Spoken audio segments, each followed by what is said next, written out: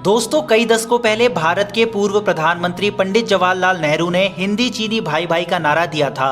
चीन से उसी दोस्ती का खामियाजा भारत ने 1962 की लड़ाई में भुगता था। जो गलती भारत ने कई दशकों पहले की थी, आज वही गलती रूस दोहरा रहा है। रूस और चीन ये दोनों ही देश 4209 किलोमीटर का बॉर्डर शेयर करते हैं और पहले इन दोनों देशों के बीच विवाद भी रहा था। उसके बावजूद आज रूस चीन को वो तकनीक दे रहा है जो आज तक रूस ने किसी भी देश से शेयर नहीं की है। और दोस्तों, यह एक तरह से भारत की पीठ पे छुरा घोंपने का काम रूस ने किया है। दरअसल दोस्तों, रूस ने आज तक किसी भी देश को सबमरीन तकनीक नहीं दी है। रूस की यह तकनीक दुनिया में सबसे अच्छी मानी जाती है। वहीं चीन भी इस तरह की तकनीक में काफी ज्यादा पीछे है। रूस ने अभी तक अपनी परमाणु सबमरीन को केवल भारत को लीज पे दिया है। भारतीय नौसेना 1987 से ही इसका इस्तेमाल भी कर रही है। अगर रूस परमाणु सबमरीन को बेचना शुरू करता है तो उसके पास खरीदने वालों की लाइन लग जाएगी। मगर आज रूस का मन पलट चुका है और यह तकनीक वो चीन के साथ शेयर करने जा रहा है। दरअसल दोस्तों, ऑकस संगठन में अमेरिका और ब्रिटेन ऑस्ट्रेलिया को परमाणु पनडुब्बी और क्रूज मिसाइल देने जा रहा है। इसी ऐलान के बाद चीन बौखला गया है और अमेरिका, ऑस्ट्रेलिया और ब्रिटेन के इस ऑकस गठबंधन को काउंटर करने के लिए चीन और रूस ने हाथ मिलाया है। दरअसल रूस ऑकस डील को अपने खिलाफ भी मान रहा है, क्योंकि अगर ऑस्ट्रेलिया को यह परमाणु पनडुब्बियां मिल जाती है तो यह रूस के साइबेरियाई इलाके में निगरानी बढ़ा सकती है और रूसी जमीन उसके हमले के दायरे में आ जाएगी। ऐसे में अब परमाणु सुपर पावर रूस को अपनी रणनीतिक प्लानिंग करते समय ऑस्ट्रेलियाई फैक्टर को भी ध्यान में रखना होगा और यहाँ रूस के लिए काम आएगा चीन। वहीं चीन और रूस के मिलने का एक कारण भारत और फ्रांस के बीच होने वाली नई न्यूक्लियर सबमरीन डील भी है, जिसको लेकर रूस ने अब यह ऐलान किया है कि रूस अपनी परमाणु सबमरीन तकनीक को हिंद प्रशांत क्षेत्र के उन देशों को बेच सकता है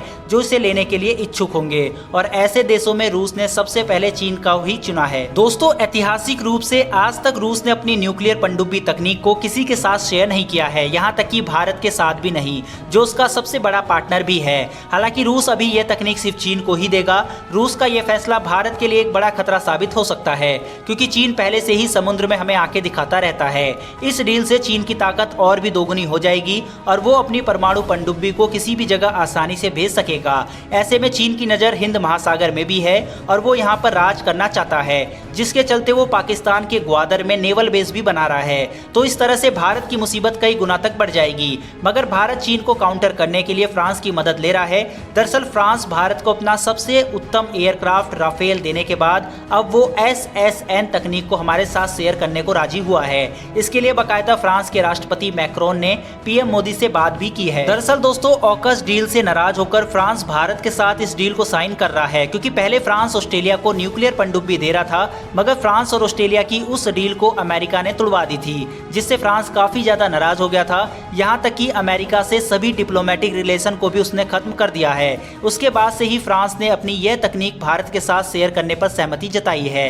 यह तकनीक अभी तक केवल UN के स्थायी सदस्य के पास ही है और भारत कई सालों से SSN तकनीक को लेने का प्रयास कर रहा है। लेकिन अब फ्रांस भारत के साथ मिलकर ऐसी पनडुब्बियों का निर्माण भारत में ही करेगा। इस तकनीक से जो हथियार बनाया जाएगा उसका एक ही बार युद्ध को खत्म कर देगा। वैसे तो दोस्तों, भारत के पास न्यूक्लियर सबमरीन INS अरिहंत के रूप में मौजूद है, लेकिन भारत की यह पनडुब्बी एक परमाणु संचालित बैलिस्टिक मिसाइल पनडुब्बी है, यानी SSBN तकनीक से लैस पनडुब्बी। लेकिन भारत को जरूरत है SSN तकनीक वाली पनडुब्बियों की। भारत भी न्यूक्लियर रिएक्टर से लैस SSN का निर्माण करना चाहता है, जिसे अमेरिका ने तो साफ देने से ही मना कर दिया था। SSN तकनीक वाली पनडुब्बी न्यूक्लियर हमला करने में सक्षम होती है। इसकी स्पीड बाकी पनडुब्बियों से कई गुना तेज होती है। इसे रिफ्यूलिंग के लिए सतह पर आने की भी जरूरत नहीं पड़ती। ये खुफिया मिशंस को अंजाम देने में भी सक्षम होती है। वही कई महीनों तक ये पानी के अंदर रह सकती है। इसकी सबसे बड़ी खासियत यही है कि इसको 25 सालों तक रिफ्यूलिंग की जरूरत नहीं पड़ती और इसी SSN तकनीक को फ्रांस भारत को दे रहा है। वहीं दोस्तों, रूस भी चीन को अपनी पनडुब्बी तकनीक दे रहा है, जो भारत के लिए एक नई मुसीबत है। लेकिन क्या भारत इस डील को रुकवा सकता है, ये देखने वाली बात होगी। फिलहाल दोस्तों, इस वीडियो में इतना ही। फिर मिलेंगे डिफेंस से जुड़ी ऐसी ही एक नई वीडियो के साथ। धन्यवाद। जय हिंद।